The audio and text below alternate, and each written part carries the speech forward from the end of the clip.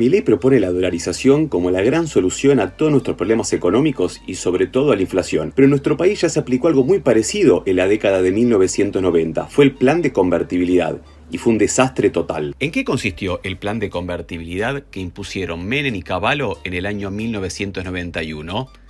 En definir por ley que un peso valdría $1, que se podrían intercambiar sin restricciones y que el Banco Central no podría emitir pesos si no tenía esa misma cantidad de dólares en sus reservas.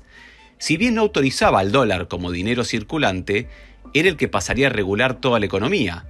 Lo hicieron con el mismo argumento que utiliza hoy Milei, que era la única forma de frenar la inflación. Como para ellos la inflación se explica solamente por la elevada emisión de pesos, al prohibir ese proceso los precios supuestamente bajarían. Así, si había dólares, se podían emitir pesos. Pero si los dólares se fugaban, había que destruir pesos. Pudieron imponer el plan de convertibilidad porque la situación era desesperante. Para 1989 la inflación superó el 4.000% en el año y en el año 1990 el 1.300%. Esto quiere decir que había más de 100% de inflación mensual. Pensemos que hoy es del 140% en todo el año. Esto hizo que la gente se viera la necesidad de gastar el sueldo apenas lo cobraba porque al otro día ya valía mucho menos y ni que hablar al día 15. Y esto explica por qué tanto Milei como Patricia Bullrich han salido reiteradamente por la televisión a pedir que explote todo, porque ellos necesitan que explote todo y que la inflación vuele por los aires, porque de esa manera se justificaría un plan dolarizador. Yo prefiero que explote y que se lleve puesta a toda esta basura de casta política. Ojalá explote antes, porque la realidad la gente la tiene que... Pero el problema es que la Argentina no fabrica dólares. Los dólares los imprimen el gobierno norteamericano. Entonces, el plan de convertibilidad y la futura dolarización lo que implican es en principio dejar atada totalmente nuestra economía a las decisiones del gobierno norteamericano. Pero además requiere o requería en aquel momento disminuir la cantidad de pesos que había en la economía para poderla emparejar con la cantidad de dólares, porque un peso era igual a $1 y solamente se podía imprimir un peso si había $1 en las reservas. Ese era el verdadero problema y para eso empezaron a tomar medidas antes de aplicar el plan. Entre esas medidas, una de las más importantes fue la que impulsa el ministro de Economía, el tercer ministro de Economía de Menem, que fue Herman González, a inicios de 1990, que se denominó el Plan Bonex. El Plan Bonex lo que implicó es que obligatoriamente todos los argentinos y argentinas dejaban de tener en su posesión los plazos fijos en el sistema bancario en pesos y se les otorgaba, o sea, se les confiscó los plazos fijos y se les otorgó a cambio un bono a 10 años que cobrarían a 10 años y de esa manera eliminaron de la economía millones y millones de pesos para achicar el circulante que existía. Pero ¿cómo se podían conseguir dólares para garantizar el 1 a 1? Por otro lado, fomentaron la llegada de inversiones extranjeras a través de diversos mecanismos. En primer lugar, reformaron las leyes laborales para eliminar las conquistas de los y las trabajadoras y trabajadores e incrementar, por supuesto, las ganancias de las empresas. En segundo, aumentaron permanentemente las tasas de interés para atraer capitales, los coloquen acá, hagan lo que se llama la bicicleta financiera y luego se fuguen, garantizado porque un peso siempre se podía intercambiar libremente por $1. Y en tercer lugar, y este fue uno de los principales mecanismos, privatizaron todas las empresas públicas o las concesionaron. Y para eso, previamente, asumieron las deudas que tenían las empresas, aumentaron las tarifas y despidieron personal. Cuando decimos todo, es todo.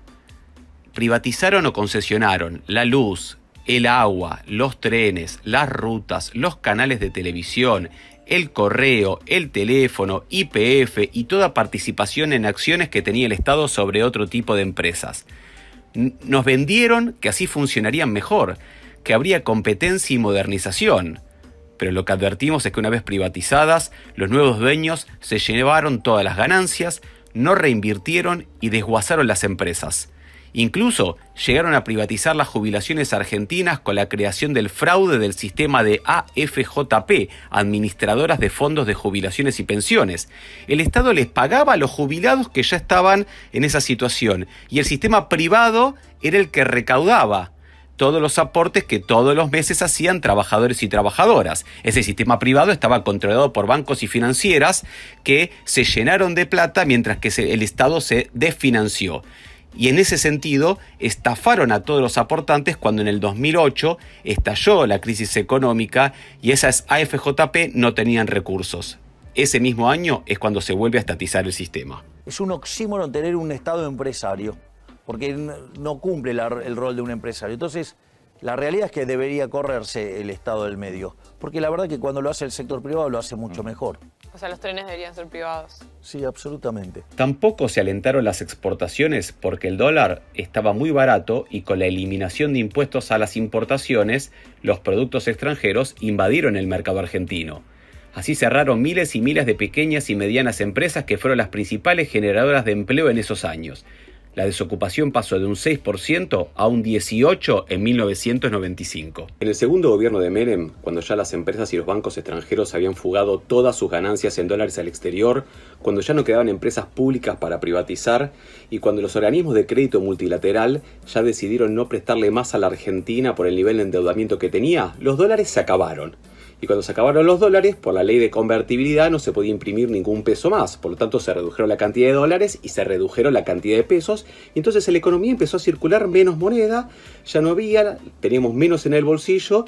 Y por lo tanto eso terminó estallando en la crisis del 2001, donde todo saltó por los aires y donde pasamos a intercambiar productos a través del trueque, porque moneda no hay. Quienes alientan la dolarización, como es el caso de Javier Milei, están pensando permanentemente cómo generar las condiciones para el 2024 lo más parecidas posibles a las de inicios de la década de 1990.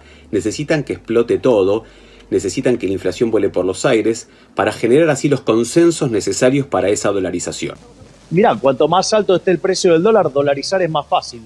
Un verdadero robo a todos y todas. Pero con los dólares que hay no alcanzan.